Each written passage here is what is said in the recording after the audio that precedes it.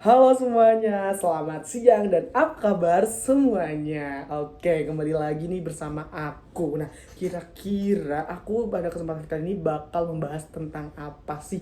Tapi sebelum ini di sini aku mau memperkenalkan diri nih, barangkali di dalam channel YouTube saya, teman-teman baru pertama kali nih melihat sosok aku di beranda atau di channel YouTube teman-teman. Perkenalkan, nama aku Bitrik Birwalina Sai. Aku ini adalah seorang mahasiswa yang sedang menempuh pendidikan di kota Salatiga. Nah, kira-kira ada yang bisa nebak nggak sih aku lagi menempuh pendidikan di mana? Ya, yes, benar sekali. Aku ini sedang menempuh pendidikan di Universitas Islam Negeri Salatiga. Kira-kira jurusannya apa ya, teman-teman? Ada yang bisa nebak nggak?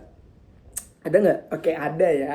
Ada yang jawab akuntansi, ada yang jawab hukum dan lain sebagainya. Tapi sayang nih teman-teman, jawaban semua teman-teman ini salah. Saat ini aku sedang menempuh pendidikan di tadi benar Universitas Islam Negeri Salatiga, tapi aku lagi menempuh pendidikan lagi bukan tinggi apa ya lebih tepatnya, tapi aku sedang belajar di prodi atau jurusan teman-teman, jurusan psikologi Islam. Nah, di dalam psikologi Islam ini aku baru pertama kali menemukan mata kuliah konseling dan psikoterapi Islam. Dan tentunya untuk mata kuliah ini aku sendiri merasa kesulitan teman-teman mengenai apa saja yang harus dipelajari dan buku pegangan apa yang aku harus punya.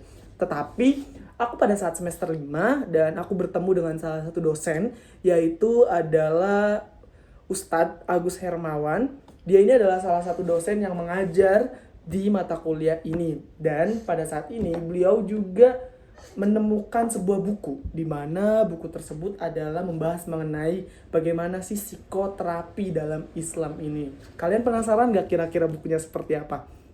Tentunya sangat penasaran ya. Oke, langsung aja di sini aku bakal nunjukin bukunya yang diciptakan oleh Bapak Agus Hermawan dalam judul Psikoterapi Islam. Oke, saya lihatkan ya, aku lihatkan dulu. Di sini ada bukunya berwarna kuning. Ini diterbitkan oleh Yayasan Haji Kartini Kudus pada tahun 2024. Buat aku yang sebagai mahasiswa psikologi Islam, tentunya ini sangat berguna banget dan sangat berpengaruh banget untuk pegangan aku selama belajar mata kuliah ini. Nah, kira-kira apa saja sih yang ada di dalam buku ini dan apa saja sih materi-materi yang akan dibahas di dalam buku ini? Sedikit aku sepil ya. Di sini ada 8 bab yang akan dijelaskan dalam buku ini. Akan tetapi dari aku sendiri bakal menjelaskan atau memberikan beberapa poin-poin mengenai bab 1 sampai 5, teman-teman. Oke, kita langsung saja masuk ke bab 1. Di sini ada pengertian dan fungsi, tujuan, metode, prinsip, persamaan, perbedaan, konseling, dan psikoterapi Islam. Kira-kira apa saja sih yang dibahas dalam bab 1 ini? Tentunya yaitu adalah pengertian mengenai konseling Islam. Selanjutnya juga di sini di dalam buku ini juga membahas mengenai tujuan, tentunya tujuan dan fungsi konseling Islam. Selanjutnya ada prinsip konseling Islam. Kemudian di sini aja juga ada teori-teori konseling dalam Islam, dan yang selanjutnya di sini membahas mengenai psikoterapi Islam. Jadi tadi kan kita udah mengetahui nih kita ya konseling itu apa, dan kita mempelajari lagi di sini perbedaan psikoterapi Islam yang di dalamnya juga menjelaskan mengenai objek mengenai psikoterapi Islam. Kemudian ada metode psikoterapi Islam. Selanjutnya di sini ada fungsi dari psikoterapi Islam, dan tentunya ada persamaan dan perbedaan. Jadi buat kalian yang sekarang lagi menempuh pendidikan di psikologi Islam, tentunya teman-teman harus punya buku ini ya, karena bener-bener recommended banget buat dibaca. Di sini juga dijelaskan mengenai persamaan dan perbedaan konseling dengan psikoterapi Islam. Jadi buat teman-teman yang masih bingung mengenai apa itu perbedaan konseling dan psikoterapi, teman-teman bisa baca buku ini yang diciptakan oleh Bapak Agus Hermawan. Kemudian di sini di dalam bab 2 juga dijelaskan mengenai hakikat dalam pandangan Islam dan kebutuhan manusia kepada terapi atau konseling. Nah, di sini teman-teman banyak juga pembahasan yang akan dibahas dan banyak juga ilmu yang kita dapatkan, yang dimana salah satunya ada hakikat manusia itu seperti apa. Yang tadinya teman-teman gak tahu hakikat, mungkin karena baca buku ini kita tahu hakikat manusia itu seperti apa. Selanjutnya di sini ada apalagi ya, sebentar, saya baca dulu. Di sini juga banyak sekali poin-poin yang sangat berguna ya, teman-teman. Nah, di sini juga ada potensi manusia. Setelah kita tadi mengetahui apa itu manusia, sekarang kita di buku ini juga dibelajarkan mengenai potensi manusia. Selanjutnya di sini juga ada menjelaskan mengenai bagaimana sih kebutuhan manusia dalam psikoterapi Islam. Itu ada loh tentunya. Aku kira padahal aku nggak tahu padahal, tapi di buku ini dijelasin loh mengenai apa saja kebutuhan manusia dalam psikoterapi Islam. Next ya, di sini oke. Di dalam bab 2 itu cuma menjelaskan itu semua, teman-teman. Di sini ada bab 3. Yang bab 3 itu berjudul Sejarah, Teknik, dan Hubungan Psikoterapi Islam dengan Ilmu Lainnya. Yang dimana di sini kalian bakal tahu nih mengenai sejarah psikoterapi Islam itu seperti apa, dari awal mula berapa, dari tahun berapa, dan apa saja sih yang terjadi sebelum terbentuknya psikoterapi Islam. Nah, di sini juga dijelaskan mengenai bentuk dan teknik terapi Islam. Setelah teman-teman tahu mengenai sejarahnya, tentunya di sini juga bakal menjelaskan mengenai bagaimana sih teknik dalam psikoterapi Islam, teman-teman.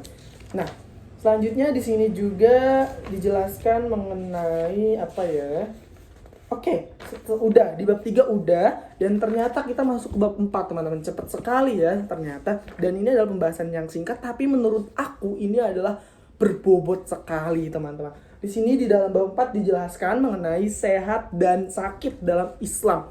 Teman-teman tahu mengenai pengertian sehat, pengertian sakit, tapi teman-teman tahu nggak kira-kira pengertian sehat dan sakit menurut Islam? Nah, di buku ini teman-teman dijelaskan loh mengenai materi tersebut yang di dalamnya itu aku sepil ya. Aku sepil di sini ada pengertiannya, kemudian ada kesehatan jiwa dalam Islam, dan di sini juga dijelaskan mengenai gangguan-gangguan jiwa dalam Islam nih, teman-teman. Nah, selanjutnya juga di sini dijelaskan mengenai sakit sebagai takdir yang menguatkan iman.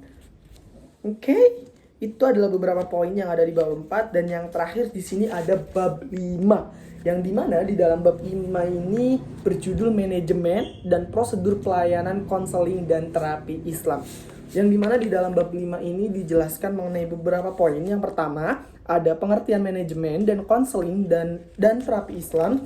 Kemudian juga di sini dijelaskan mengenai tahap-tahap psikoterapi, yang dan terakhir ada model-model dalam Al-Quran dan Sunnah Rasul. Nah, itu adalah beberapa bab yang aku bacain di dalam buku ini. Tentunya buat kalian sebagai mahasiswa psikologi Islam, dengan adanya buku psikoterapi ini bakal membantu banget guys gitu. Karena aku semenjak membaca buku ini kayak mengerti nih kira-kira psikoterapi dalam Islam itu seperti apa. Karena kan kita selalu mengagung-agungkan atau mempelajari ilmu baratakan, tapi dalam buku ini kita mencoba untuk memahami sisi pandang Islam. Nah, selanjutnya kesimpulannya dalam video ini yaitu adalah aku bakal ngejelasin mengenai kelebihan dan kekurangannya. Yang pertama, kelebihan buku ini adalah sangat simpel dan mudah dipahami dengan pembahasan yang sederhana, dengan halaman yang gak terlalu banyak. Jadi buat kita yang gak suka baca, dengan membaca buku ini tentunya gak bakal memakan waktu yang sangat lama untuk memahaminya. Akan tetapi kekurangannya di sini menurut aku ada juga, teman-teman, yang dimana karena buku ini kan susah ya, maksudnya susah atau belum ada banyak yang menuliskan mengenai psikoterapi Islam. Jadi untuk hal-hal yang di dalamnya itu masih butuh lagi penguatan-penguatan ataupun referensi-referensi terbaru, teman-teman. Tapi di balik kekurangannya aku sangat bangga sekali, dan aku ngerasa ini worth it buat kalian sebagai mahasiswa psikologi Islam untuk belajar mengenai apa itu psikoterapi. Oke, mungkin itu saja yang bisa aku sampaikan dalam kesempatan kali ini, dan sebelum aku akhiri, teman-teman jangan lupa untuk like, follow, dan komen video aku ya. Dan sampai jumpa di pertemuan selanjutnya. Dadah!